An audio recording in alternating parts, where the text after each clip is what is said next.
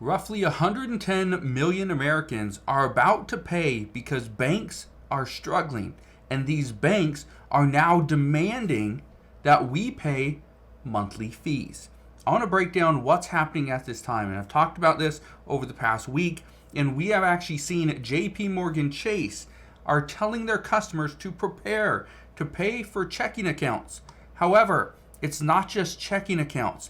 They are going to require you to pay for almost any service that you ask of the bank.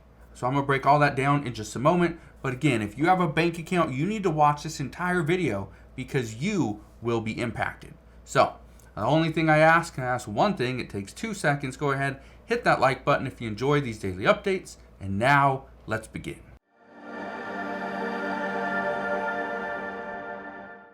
So banks are in trouble. We know that they have a commercial mortgage crisis that is going on right now. Interest rates are just killing the banking industry, and people are not coming in and getting loans. But it's this. It's what has just happened by the CFPB. They are actually asking banks to cap their fees.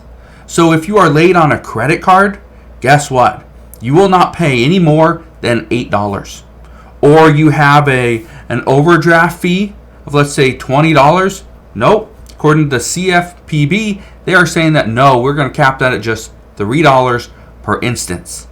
That is why JP Chase is coming out and saying that, you know what? We can't do that. So prepare to pay for your checking account. But this is where things get very interesting. Many people have been talking about how their banks are charging them different fees.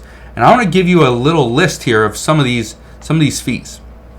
This is how banks are going to kind of recoup some of their losses and make a little bit extra money. First, monthly maintenance fee. Okay? This fee is going to be based on account size. But what they're going to tell you is, oh, you have $200,000 in our account? Okay, we're only going to charge you this amount, but the reason for it is we're going to watch over your account. We're going to make sure it's safe, that you're not losing money or people aren't scamming you. Okay, great. You're going to charge me $50 a month for that? No. There's also ATM fees. ATM fees have been around for decades. It's nothing new. But here's where things are different. Previously, you take your card from JP Morgan and you go to Bank of America ATM. Maybe that's the only one around. You go to that ATM, you put your card in, they say, oh, we're going to charge you, $3. Okay, great. Well, I guess I'll pay it. Well, according to reports, now some of these banks are upping that charge. Where I saw one just the other day that they were charging $11. $11 for an out-of-network ATM machine. I've seen it over in Mexico where my family and I usually go, and I put my debit card in to pull some money out, and they're going to charge me $15 to take money out. But again, it's a foreign transaction coming from Mexico. So that's another one. The other one's overdraft fees. You would pay a fee if, for instance, you don't have the amount of money in your account to cover. Then you would pay an overdraft fee, and the bank would actually, send that money through. It would go through. It wouldn't be blocked or declined. Okay. Also, the insufficient funds, the NSF. If you don't have enough funds in your account and the bank blocks it, guess what? You got to pay an NSF fee because you didn't have sufficient funds. Some people are paying, $10, $15, $20 for an NSF fee. Others I've seen, they're down about $5. And then if that wasn't bad enough, there's also a paper statement fee.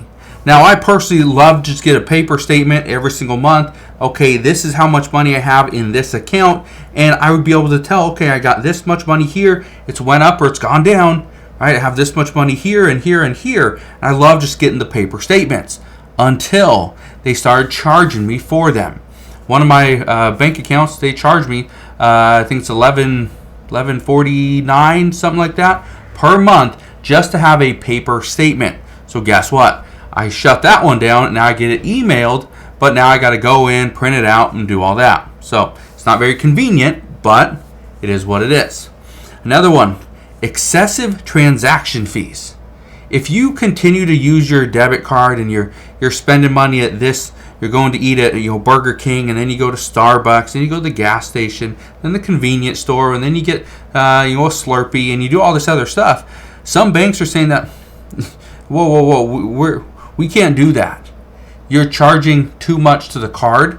You should probably come and get some cash, or else we're going to have to charge you an excessive transaction fee. Yeah, it's seriously a thing. Another one, wire transfer fees.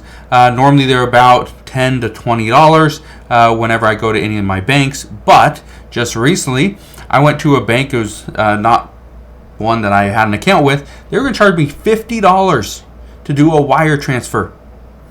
So instead, I wrote a check and I had them cash it right there. And they had to give me all that money in cash, and I took that to where it needed to go. Another one, an early account closing fee. This is happening too.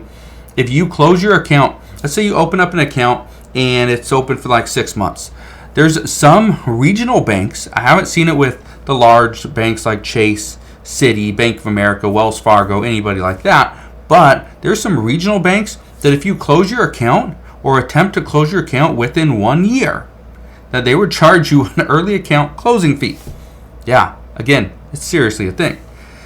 There's a stop payment fee. This has been around for a while, but the fees continue to increase. There's check fees. I have somebody that wrote a comment. I'm going to read that to you in a minute. And then I have an inactivity fee, which again, somebody wrote to me about inactivity, and I want to talk about that as well.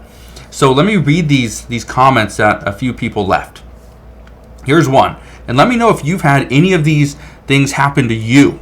Because again, I'm using a lot of your guys's, your statements, your experiences.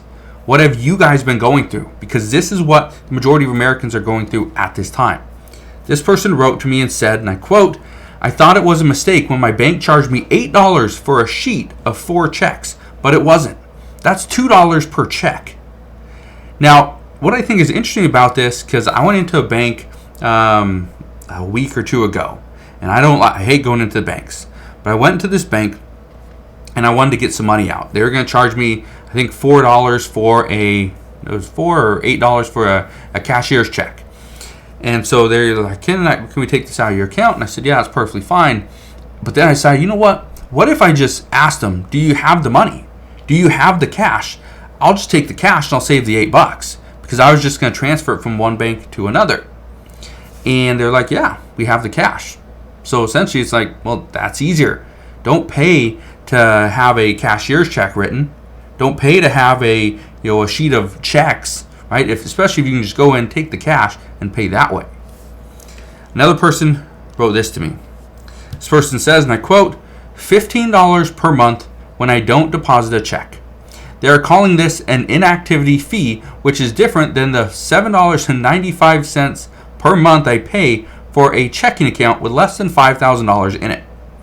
So, I don't know exactly. We didn't respond or anything, but this person's paying $15 a month if they do not deposit a check. My guess is that month. Now, I've actually had this happen to me before as well, where a bank was charging me, I believe it was under $10. $10 every single month that I did not deposit a check. Now, cash doesn't matter. You can deposit cash. That's not the same as a check. You have to bring a check in. And if they deposit a check, then you don't have to pay the monthly fee. Or what they're calling in this case an inactivity fee. They also are saying that this is on top of their $7.95 per month that they're paying for their checking account because it has less than $5,000 in it. Yeah, banks are putting limits that if you do not have this minimum amount in your bank account for the entire month, and again, I think they average it out. I'm not 100% sure though. But if you don't have $5,000, you got to pay our monthly fee. And then this person says, and I think this one's very interesting because I've never had this one happen to me. But this person says, and I quote, "You warned us last year that banks were having a tough time, but this is ridiculous. I've been an excellent customer with my bank for years, and they are now treating me like crap. I pay $9.99 a month for my checking account to be open. I was charged $5 a month for paper statements, and now they are charging me $25 per card to get it updated with the chip. They are really going above and beyond to take our money. This is what I think is interesting. Now again, the paper statements, I've done this before. The one thing I haven't had happen is I go into the bank to update my card. Let's say it doesn't have the RFID chip on it. If it doesn't have that chip and I want one with the chip so I can do the tap or insert whatever, if I want one with that, they're going to charge me $25 per card to use a card that they are issuing because I have money in their bank. That's what's crazy. But again, I'm bringing all this up because banks are now warning that, yes, if they are forced to bring their fees down and lower and have a very small cap on that, guess what? They're actually going to transfer that over to you, where you are going to pay on all the other services. So again, we're starting to get more reports on this, more updates. So I just wanted to bring this to your attention so that you know what is going on here in the near future. So I will leave you with that. But again, thank you guys for watching. Consider subscribing, and I'll see you guys on the next one.